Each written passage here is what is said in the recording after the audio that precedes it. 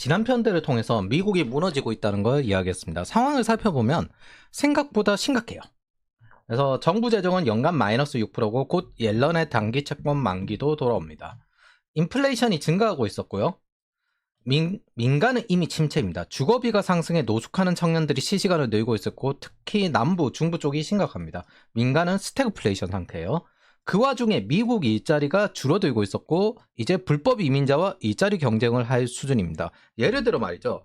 지금 현재 구인 배수가 1.1이었는데 한국 같은 경우 0.28이죠. 이 상태에서 불법 이민자들이 들어와서 일을 하면 청년들과 일자리 경쟁을 하고 실시간으로 임금이 떨어질 수도 있습니다. 그렇게 지금 되고 있는 곳이 중국입니다.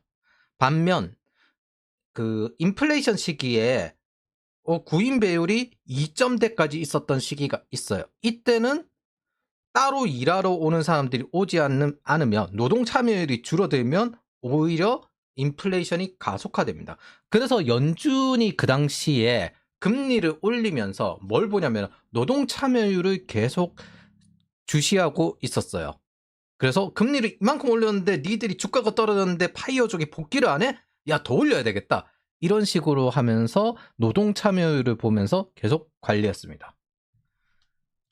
네 번째, 불법 이민자로 범죄, 마약, 그리고 안전 문제와 일자리 경쟁이 같이 있을 수 있습니다. 다섯 번째, 마약 사망자가 1년에 11만 명, 7만 5천 명이 펜타닐로 죽고 전체적으로 보면 11만 명입니다. 중독자가 근데 훨씬 많죠. 이건 그냥 전쟁의 사상자예요. 근데 2차 세계대전보다 훨씬 더 많이 죽습니다. 그 상당수가 18세에서 45세 사이고 사실 이 사람들이 원해서 감염되는 것도 아니라고 했죠. 여섯 번째, 중국의 밀어내기 수출로 국가 기관 산업에 속하는 철강, 알루미늄 가동률이 줄어듭니다. 이건 간단히 말하면 중화학공업 방산산업의 쌀이에요. 이게 무너지면 자동차나 아니면 무기 생산 이런 것들에 대해서 대단히 위태로운 문제가 됩니다. 자, 3월 24일 현재 미국 정치를 이야기하면 순전히 민주당이 공화당과 싸우길 바라는 지지율은 23%입니다. 이걸 그냥 민주당 지지율이라고 하기도 해요. 역대 최저의 지지율입니다. 반면 트럼프의 경우 큰 지지율 차이 없이 50%대를 가지고 있으며 거기에 반대하는 여론도 있겠죠. 반대 여론은 30%에서 40%입니다. 그러니까 민주당을 지지하는 쪽이 23%고 민주당을 지지하지 않더라도 뭐 어느 정도 반대 정도, 근데 싸우기까지는 바라지 않는다. 이 정도까지 합치면 30-40%. 이게 일반적이거든요. 즉 안정적입니다. 아직까지는 뭐 한 달밖에 안 됐으니까. 개인적으로 저는 이런 여론조사 통계와 함께 실제 정성적인 분석을 크로스 체크하는 거 좋아요. 요즘은 이제 이걸 AI가 하는데 인플레이션에 달려있는 댓글을 참고할 수 있었고, 될 수 있으면 이 댓글은 정치와 무관한 인플레이션 정보 뉴스 플러스 친민주당 언론에서 참고를 했습니다. 그래서 보면은 이거는 정보글이었거든요, 심지어. 근데 인플레이션이 낮아져서 살 것 같다라고 하면서 감사하는 댓글이 늘어나고 있어요. 그래서 트럼프의 지지 진영이 중남부인데 실업률이나 여러 범죄 문제를 남부 쪽이 심각하거든요. 불법 체류자도 이쪽이 많은 피해를 받았고 심지어 이들에게 주정부 세금이 쓰입니다. 연방정부가 쓰이는 게 아니라. 경제적으로 취약한 곳입니다. 이들이 기본적으로 인플레이션 취약점이 높은데 물류공학의 혜택을 가장 적게 받기 때문에 이게 아마존 효과라는 게 전 세계에 공통적으로 인식이 되었는데, 물류공학이 특징이 물가를 낮추는 데 기여를 합니다. 그래서 쿠팡이 지금 현재 확대하고 이런 것들이 영향이 커지면 커질수록 전체적인 물가를 낮출 수가 있어요. 요즘은 이걸 네트워크 효과라고 합니다. 그래서 제조업 리쇼어링이나 세금을 없애는 조치나 인플레이션 완화 조치는 이들에게 직접적으로 와닿는다는 거죠. 그래서 빠르게 움직인 만큼 지지 지역에 확실한 지지율을 얻은 것으로 보입니다. 보면은 중남부 쪽이 주로 트럼프 지지 지역인데 이쪽이 보면 상대적으로 빈곤율이 높죠. 이게 2023년 9월까지의 통계입니다. 그 이후 아직 안 나왔습니다. 그래서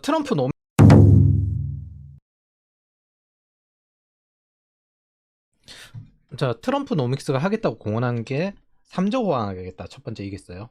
제가 평소와 다르게 탑다운 분석을 최대한 뒤로 하고 바텀업으로 하거든요. 그러니까 좀 중구난방처럼 여겨져요. 근데 미래가 예상이 되면 이렇게 되겠는데 과거 걸 정리할 때는 탑다운 분석이 돼요. 근데 미래에 지금 현재 한 치 앞을 예상할 수 없는 상황이잖아요. 여기는 지금 하는 게 이 다음 단계에 어떤 영향을 미치는지 이런 식으로 볼 수밖에 없어요. 자, 트럼프 행정부가 하겠다는 건 3조 호황, 저유가, 저물가, 저환율입니다. 과거에 한 게 있어요. 다보스 포럼에서 이야기를 했는데 이게 처음 나온 게 아니라 옛날에 스태그플레이션 잡고 난 다음에 이 3조 호황이 있었습니다. 그리고 전 세계적 현상이었고 그 당시에 우리나라는 전두환 대통령 시기였는데 경제정책을 전문가에게 그대로 맡기고 중화학공업을 제대로 키우는 시기가 됩니다. 그래서 90년대 성장은 이걸 기반으로 시작이 돼요. 기아가 해결된 지 10년이었거든요, 저 당시가. 그래서 너무 유가가 높아지고 그러니까 아예 그냥 중동 가서 일을 하자. 그래서 중동 진출했다가 이제 해결이 되니까 국내에 중화학공업이 본격적으로 번성하기 시작합니다. 이 동질성으로 물가가 잡혀요. 대량 생산 체제니까. 이때 도시화가 빠르게 진행되고 초기 아파트 건설도 이때 시작이 됩니다. IMF 전까지 성장한 시기가 이때예요. IMF 이전에는 선진국에 근접했을 수준입니다. 그런데 보니까 이제 기업의 부채가 너무나도 많았던 거죠. 정부가 군부 정권의 계획 경제의 최대 단점이 여기서 드러난 겁니다. 정부가 까라고 하면 까는 식인데 문제는 까고 나니까 이익이 없어요. 그래서 정부가 대출을 해줘요. 이거를 계속 반복하다 보니까 IMF 때 터져버린 거죠. 트럼프 노믹스는 이 시기를 전 세계적으로 다시 불러내겠다는 겁니다. 미국으로 돌아가 볼게요. 이건 아직 당연히 달성되지 않았고 목표예요. 그래서 행하고 있는 게 정부 지출 감소하고 있죠. 도지, 인플레이션의 근본 원인인 정부 지출. 이게 기존에 풀린 돈에다가 계속 추가로 풀리니까 안 그래도 안 풀릴 수는 없잖아요. 그래서 추가로 풀리니까 계속 인플레이션이 끈적하게 다가가는데 사람들 소비는 이미 이래도 가난해지는 수준까지 내려간 거예요. 그리고 화석 에너지 추가 생산. 이게 공급 부족 인플레이션. 환경 이슈 때문에 제일 크게 영향을 미쳤던 거죠. 이 두 가지가 핵심 원인이고 세금 감소로 공급을 늘리는 겁니다. 기업 생산과 소비 유인을 하는 효과입니다. 정부 지출은 세금이니까 세금을 깎는 게 정상적인 행위예요. 반대로 정부 지출이 늘어나면 세금을 높이는 게 정상적인 행위입니다. 우리는 이렇게 알죠. 그 증세 없는 복지는 없다. 이게 그 이야기입니다. 저유가, 저물가. 제가 깨달은 것 중에 하나는 대다수 한국인뿐 아니라 글로벌인들도 인플레이션의 원인을 정확하게 모른다는 점입니다. 여기 통계거든요. 나중에 한번 보시면 되고 대다수 사람들은 인플레이션 원인을 모른다는 겁니다. 심지어 이미 정설화되었는데 밀턴 프리드먼의 통화학파 폴 볼커의 사례로 경제사에서 이미 정설화되었는데도 인플레이션의 원인을 대다수는 모른다는 겁니다. 인문학 거리면서 경제사를 단 한 번도 공부하지 않았다. 금융사를 단 한 번도 공부하지 않았다. 이거에 가깝다고 보면 됩니다. 제가 생각할 때는. 맨날 인문학 거리면서 뭐 다른 것만 따지고 거기에다가 심지어 조작된 역사까지 배우고 있죠. 이번 인플레이션은 철저하게 경제 실험입니다. 케인즈주의자들의 잘못된 주장으로 이번 인플레이션에 일어난 것이 제일 큽니다. 폴 크루거맨이 앞장섰고요. 스티글리치, 로버트 라이시, 스테파니 케이턴이 뒤에서 지원을 했죠. 스테파니 케이턴은 버니 샌더스의 경제 참모이기도 했습니다. 옐런은 신공급주의 경제학이라면서 돈을 뿌리면서 바이든 대선을 도왔고요. 바이든은 화석연료의 추가 채굴을 금지했습니다. 이건 에너지 가격을 증대시켰어요.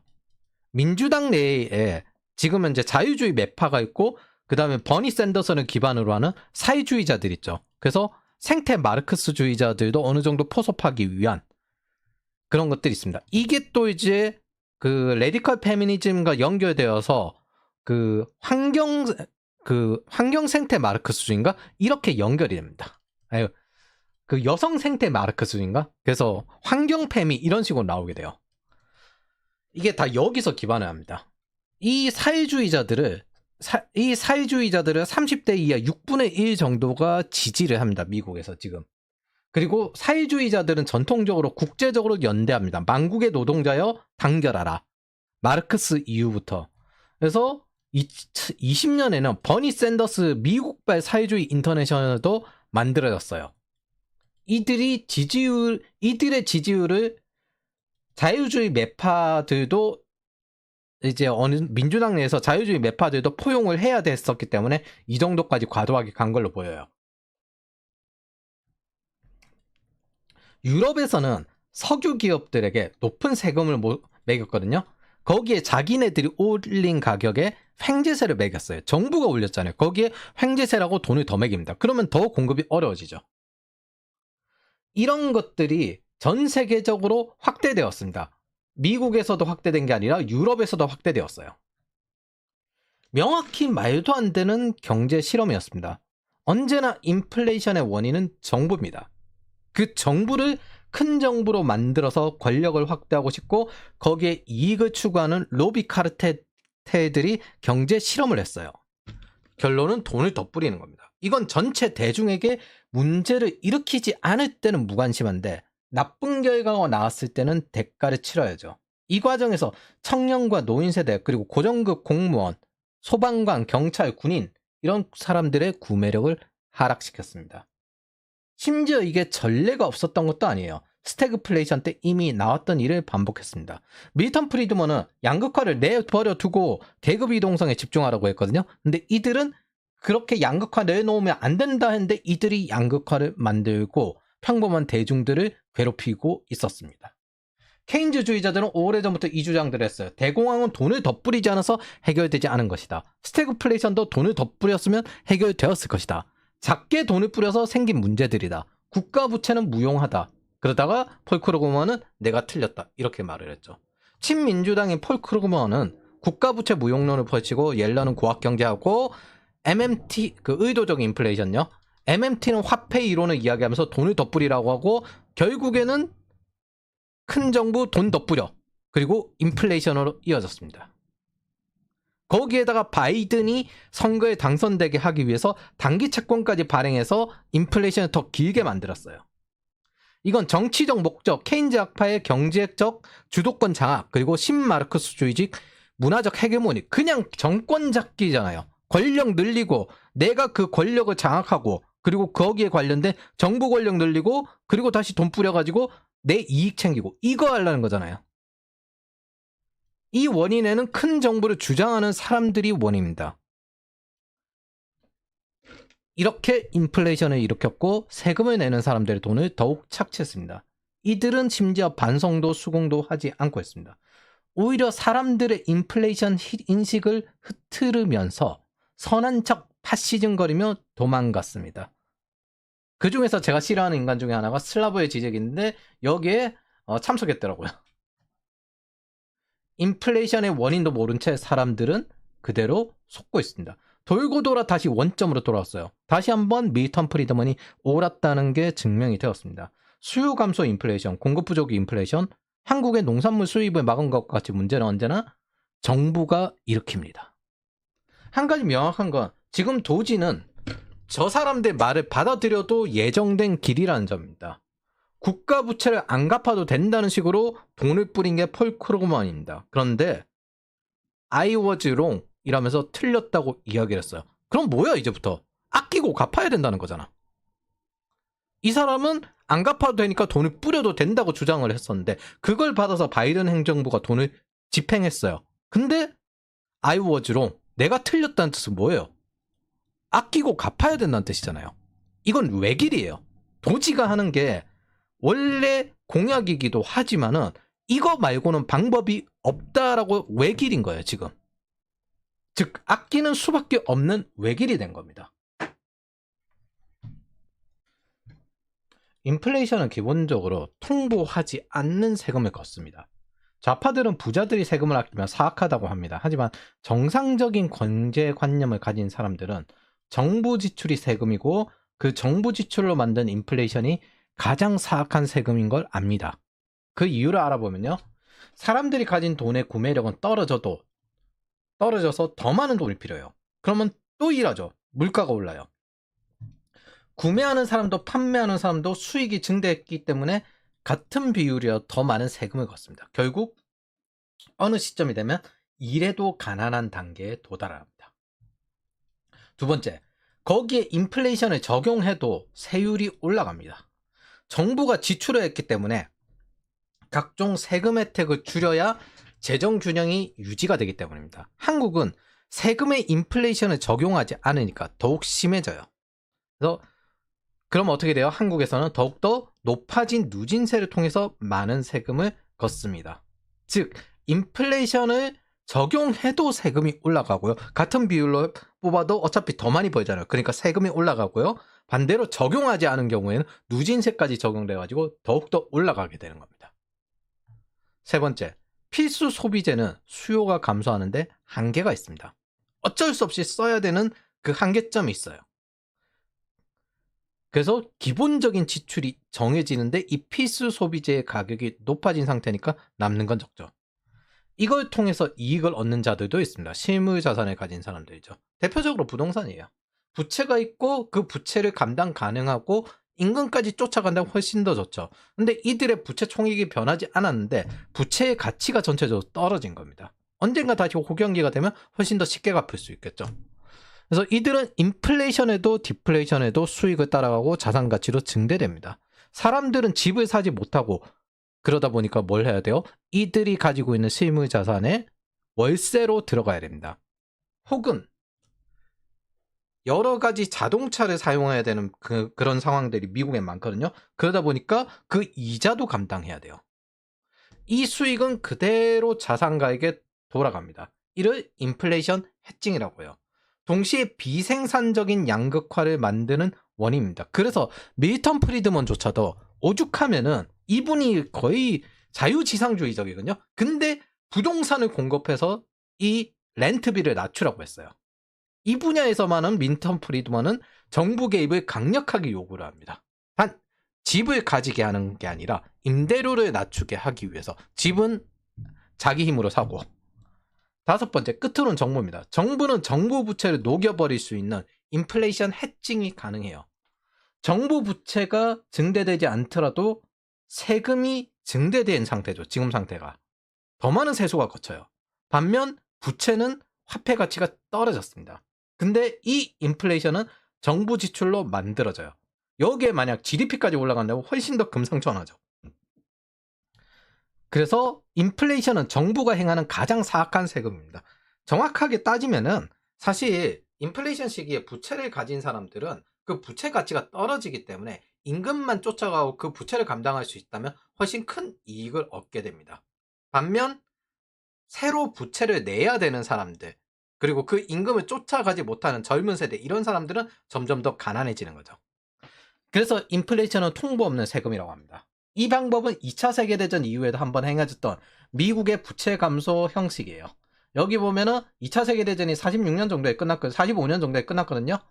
그리고 냉전이 시작되었는데 여기 인플레이션 보면 18, 8, 3, 그리고 5, 6 이렇게 쭉 올라갑니다. GDP는 그렇게 생각보다 올라간 게 아니죠. 자, 그때 이렇게 쭉 까내렸습니다. 자, 이렇게 되면 있잖아요. 현대 정치 진영의 문제도 한 가지 생깁니다. 사람들은 비싸게 받는 바로 앞에 있는 사람을 욕합니다. 자영업자, 팁 받는 사람들, 혹은 기업을 욕하지 정부를 욕하진 않아요. 근데 이건 반기업, 반정부 활동을 하는 사회주의자, 진보주의자들에게 유리한 상황으로 작동합니다. 즉 돈을 뿌리고 모든 걸 다 가진다는 뜻이에요. 이게 정치공학입니다. 트럼프 행정부는 과거에도 있던 주장대로 정부를 지금 현재 그냥 정상화시킬 뿐이에요. 이건 그냥 정석적인 접근이지 뭔가 신기한 접근은 사실 아닙니다. 우리들은 신자유주의 이전 50년대, 60년대로 돌아가고 싶은 케인즈주의자들에게 막대한 피해를 입었습니다. 이들의 목적은 정치적 권력 유지, 경제학계의 주도권을 장악하는 것. 밀턴 프리드먼 이후에 케인즈 방식이 잘 안 맞다 해서 사유 체계가 이제 시장 중심의 그 시카고 학파 형태의 사유 체계로 바뀌었거든요. 그리고 요즘은 이제 복잡계 네트워크 위주로 좀 바뀌고 있는데, 저들의 정치적 목적, 그걸 다시 되돌리고 싶은 그 정치적 목적이 여러분들의 인생을 망가뜨리고 대중의 인생을 망가뜨리고 심지어 개인의 경제적 목적보다 우월하다고 정치적 목적이 있다고 생각하는 사람들도 있습니다. 그렇다면 얼마든 지지하십시오. 근데 노예의 길을 가겠다는 사람을 막는 방법은 없어요. 속고 있는 것도 아니고 자기가 스스로 가는 건데, 근데 저를 끌어들이지 말라는 거죠. 나는 거기에 말려들고 싶지 않아. 자, 최근에 나온 거 뭐 정부가 결국에는 인플레이션을 일으킨다라고 하는데 예전에 밀턴 프리드먼께서도 하신 말씀이 있습니다. 소비자와 노조는 인플레이션을 만들어내지 않습니다. 이 뜻은 뭐예요?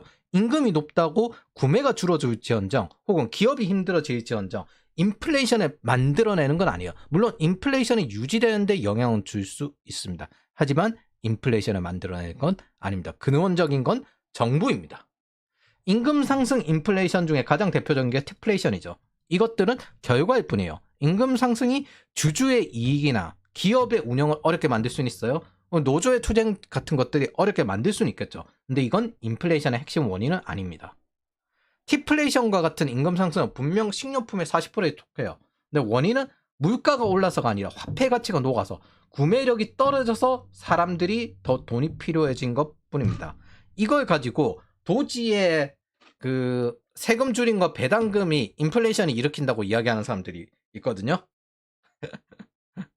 아, 참 그거 얼마나 준다고?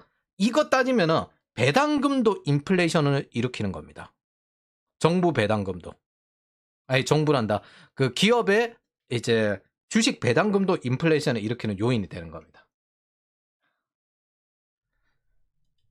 원인은 물가가 올라서가 아니라 화폐 가치가 녹아서 구매력이 떨어져서 일하는 사람들이 더 돈이 필요해진 것 뿐입니다. 뻔뻔해져서라도. 그게 적정 가치가 아니라면 사람들은 구매하지 않고 경쟁자가 돌아옵니다. 극단적으로 가면은 어떻게 되냐면 아르헨티나처럼 강도가 돈을 안 훔쳐. 뭐 전선을 자릅니다. 이런 식으로 하는 수준까지 가는 겁니다. 이거 똑같은 거예요. 티플레이션이랑. 티플레이션이 분노스러워도 개인 소수가 아니라 전체적으로 오른 것은 사실 먹고 살기 위한 발버둥일 뿐입니다. 정상적인 상황이라면 정상적인 수준으로 유지가 됩니다. 이건 정상화하기 위해서 정부 지출을 반대하면 돼요. 문제는 저항이 많아요. 힘들지만 이게 굉장히 정석적입니다. 바이든 옐런은요 극단적인 지출을 했고 트럼프 베센트는 극단적인 감소를 시킵니다. 고학 경제를 했죠. 의도적인 인플레이션, 의도적인 디플레이션 합니다. 그리고 실리콘밸리 규제, 화석연료를 규제했는데 규제 개혁을 하고 화석연료를 증산하고 있죠. 그리고 세금 증대, 보조금 지급을 했는데 국내 세금을 없애고 보조금을 철폐합니다. 뭐 지출하는 돈도 없으니까 세금도 줄여야 되고 그 다음에 과도하게 세금을 아꼈으면 배당을 줘야죠. 다시. 시장으로 다시 되돌아가는 거예요. 정부 주도가 아니라. 그리고 결과 통화량과 에너지 공급 부족에 의한 인플레이션이고요. 통화량 감소, 에너지 증량을 위한 디스인플레이션, 디플레이션 이렇게 하고 있는데 아직까지 목표 단계죠. 한 달밖에 안 됐으니까. 그리고 민간 결과 과도한 정부 지출로 민간 노숙자, 청년 주거 불안이 증대되었고 취임 한 달 기간이라서 이 부분은 아직까지 미정입니다.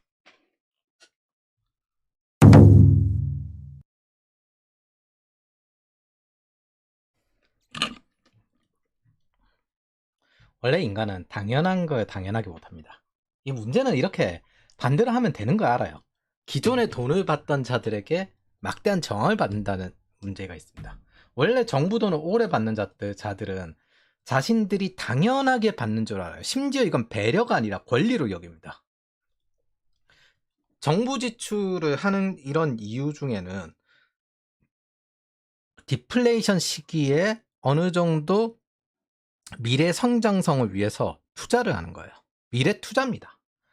인플레이션 시기에 국민 세금과 타인의 고통을 감수하며 지불할 이유는 사실 없습니다. 정부 투자, 즉 이건 월급이 아니라 투자금에서 나온 돈이고 이것도 세금에서 나와요. 이걸 하는 이유는 전체적인 효용을 증대시킬 거라 여기기 때문에 사람들 합의하에서 나온 세금입니다. 제가 R&D 예산이 감소되었다고 피해자라고 여기는 것에 분노하는 이유입니다. 한국에는 이런 것들이 있죠. 통일미 같은 식으로 식량 위기를 해결한 거. 방산 사업으로 우리나라 안보를 지키고 자유를 지키는 것. 그런데 마치 이런 걸 받는 거예요. 권리처럼 여겨요. 2025년 3월 지금 물가가 미쳤다는 걸 다들 느낄 겁니다. 겨우 상승률을 잡았는데 과거에 오른 가격은 떨어지지 않았고요. 실질 임금은 3년째 마이너스입니다. 정부 자금이 집행되지 않아서 피해자라는 이야기는 그 물가를 조장하는 걸 감수하고 자신들이 받아야 한다라고 주장하는 것과 같습니다. 뭐 전체적으로 다 고생하더라도 나는 받아야 된다. 피해자라니. 이거는 있잖아요. 피해자는 인플레이션을 인플레이션 세금도 내고 그 다음에 저 사람들 월급까지 내는, 연구비까지 내는 그런 대중들입니다. 구인배수 0.28 시기에 자신들만은 추가 돈을, 잘린 것도 아니에요. 추가 돈을 받아야 된다고 주장하는 뻔뻔함에 분노가 치밀어 오릅니다. 이걸 이해하지 못하더라도 정상적인 사람들은요, 정부에 돈 받는 걸 당연하게 생각하지 않습니다. 일종의 특권이자 배려임을 인지하기 때문입니다. 또한 이것도 장기적으로 자립해서 사회에 기여하라는 사전 투자임에도 이해를 합니다. 일반적인 사람들은 사회 전체 효용을 위해서 정부 돈이 쓰인 건데 자신의 이익을 위해서 쓰여야 한다고 이야기하는 거랑 같습니다. 피해자 행세를 하는 사람들은. 문제는 이런 과정에서 제도를 개혁하면 되고 지출을 감소시키고 감시하면 더 효율적인지는 알아요. 알지. 다 알고 안 하는 거야. 정부 중심의 경제가 아니라 민간 중심의 경제가 돌아가면 되는 거 압니다. 근데 여기는 정치적 목적이 끼이고 여론 선동이 합류합니다. 뭐 윤석열 정부에 대해서 제일 욕하는 게 이거 민주노총이거든요. 뭐 민간 중심 역동 경제. 이거 뭐 제일 안 좋다. 사회주의자들은 자유민주주의와 민간 중심 경제를 싫어하고요. 공황을 일으키고 싶어 합니다. 그래서 계속 이런 거예요. 저들이 국가가 망할 위기인데 저거 자체가 애초에 목적이기 때문입니다. 일단 기본적으로 사회주의자들의 최종 목적은 코민 같은 공동체예요. 그래서 정부에서 벗어나는 걸 희망을 합니다. 국가 주도에서 벗어나는, 그래서 그 반대편에 내셔널리즘이 있는 거고 우리나라에서는 애국보수 하는 이유가 그것들이고 저쪽은 반국가주의다. 애초에 이쪽은 국가 자체가 없어져야 된다라고 생각하는 영역입니다. 그 안에서 민족주의적인 사람들인데 그 지네들끼리 우파라고 하는 거예요. 그리고 자유민주주의는 없어져야 된다. 노선이 다르다는 겁니다. 애초에 목표점인 노선이 달라요. 케인즈주의자들은 자유민주주의는 선호해요. 근데 정부 지출 감소는 싫어합니다. 이렇게 둘이 야합을 해가지고 열심히 전 세계적으로 싸우는 경향이 있죠. 그러면 이건 배급견이에요. 배급견. 애초에 국가의 모든 혜택과 자유의 혜택을 다 얻고 그 다음에 정부의 돈을 강제로 갈취하는데 그것들도 세금에 있습니다. 근데 그 배급견들은 특권을 당연한 것처럼 여기는 인간들입니다. 인플레이션에도 자기네들이 그러한 떠받들여짐을 받는 게 당연해요. 이렇게 여깁니다. 디플레이션 때 어느 정도 경제의 불씨를 당기기 위해서 미래적인 생산성과 그 다음에 저기 빈곤선 이하의 사람들을 돕기 위해서 돈을 뿌리는 것들은 우리 전체적인 효용으로 돌아오기 때문에 이해합니다. 근데 인플레이션 시기에 자기네들이 이렇게 받아야 된다고 주장하는 사람들은 배급견이라고 불러도 상관이 없습니다. 왜? 모두의 피해를 조장하는 인간들이니까. 그리고 그걸 특권으로 여기니까. 그냥 귀족주의예요. 이걸 노조의 기득권화 이런 식으로 이야기를 합니다. 노조들이 보통 돈도 받고 정부 쪽 대학도 2009년 이후부터 그 등록금이 증대되지 않아서 그쪽도 정부 지원금 엄청 들어가죠. 문제는 대중들에게 내놓으란 돈이란 겁니다. 이게 대중은 자신들이 사악한 세금을 내고 있는지 모르고 뜯어나갑니다. 여기서 돈을 받고 이들을 지지하는 사람들도 다수 존재해요. 케인즈주의자들은 미국식 유럽식 삼인주의화 되게 바랬고요. 그 다음에 한국의 좌파 진영도 복지국가 떠드는 게 유럽식 삼인주의, 그리고 중국식 사회주의, 전통적인 마르크스주의자들 이렇게 되길 바라는 겁니다. 정부 지출 감소는 있잖아요. 당연한 과정인데 방향이고 결코 쉽지가 않아요. 얼마나 많은 저항을 받는지 이해했을 겁니다. 심지어 이것조차도 단순화시켜서 제가 설명을 한 거예요. 구조적인 영향이 있기 때문에 조정이 필요하고요. 정부 지출 감소, 에너지 공급 증대는 장기적으로 저물가 저유가로 상호작용이 이루어집니다. 뭐 저물가가 저유가를 부르고 저유가가 저물가를 부르고 서로 상호작용으로 이루어질 거예요. 그래서 시간이 좀 필요합니다. 이게 하루아침에 1년 만에 빡 되고 이렇진 않아요. 일단 새로 증산하는 데만 해도 돈이 더 들어요. 그래서 중앙은행은 이렇게 달성이 되면 뒤늦게 저금리로 조정하게 됩니다. 사실 밀턴 프리드먼 말을 그대로 따르면 중앙은행은 기계적 통화량 증대만 이루어야 하거든요. 제가 보기에는 이 영향으로 트럼프 행정부는 연준을 압박하는 것처럼 보여요. 근데 당장 어떻게 할 수밖에 없으니까 저물가 저유가를 계속 유도하는 거예요. 지출 감소를 위해서 그 외의 이야기를 한번 해보도록 할게요. 정부 지출은 세금이고요. 과거 문재인은 증세 없는 복지 증대를 이야기했는데 그것 자체가 얼마나 불가능한 일인지 다시 한번 확인했죠. 국가 부채를 엄청나게 뿌렸죠. 근데 대중은 그걸 택했습니다. 그 책임을 다 같이 받고 있는 거죠. 그러니까 지면 다 똑같이 받아요. 이 문제를. 다 똑같이 공통적으로 받아요. 자, 국내 세금 감면. 여기에 국내 세금 감면이 어떤 영향을 미치는지 잘 모를 수가 있는데 단순히 미국 석유 기업들이 75% 세금을 때리는 것도 아닐 텐데 왜 저럴까? 영국이나 뭐 유럽처럼 세금이 근데 75%면 좀 너무 심하지 않냐? 여튼 옐런의 고학 경제를 이야기해 볼게요. 옐런의 고학 경제도 나름 이론적 체계가 있는 경제 실험이에요. 그게 아니면 저렇게 도입될 리도 없고 강제로 인플레이션을 일으켜서 미국의 성장치를 늘리고 그게 명목 성장이 됩니다. 화폐적 성장이죠. 근데 반면 인플레이션을 2, 3년간 감소하자는 접근이고 위에서 제가 한번 설명을 했습니다. 과거에 한 적도 있고 근데 이게 몇 가지 정치적 이점이 생겨요. 오히려 정치공학에 가깝습니다. 미국 정부는 막대한 부채의 인플레이션 해칭을 할 수 있고 그 다음에 2차 세계대전 이후 했던 것을 아이디어를 사용해서 진행을 한 겁니다. 근데 일반 사람들에게 익숙한 거는 이 인플레이션 해칭이 익숙한 건 대출 받아서 부동산 사고, 임금 상승, 물가 상승으로 인해서 대출을 갚을 수 있을 정도로 가치가 줄어드는 것으로 느끼는 거예요. 근데 해당 인플레이션 이익은 자산을 가진 사람인 기성세대와 부자들에게 집중되기 때문에 숫자가 많은 지지를 얻을 수 있습니다.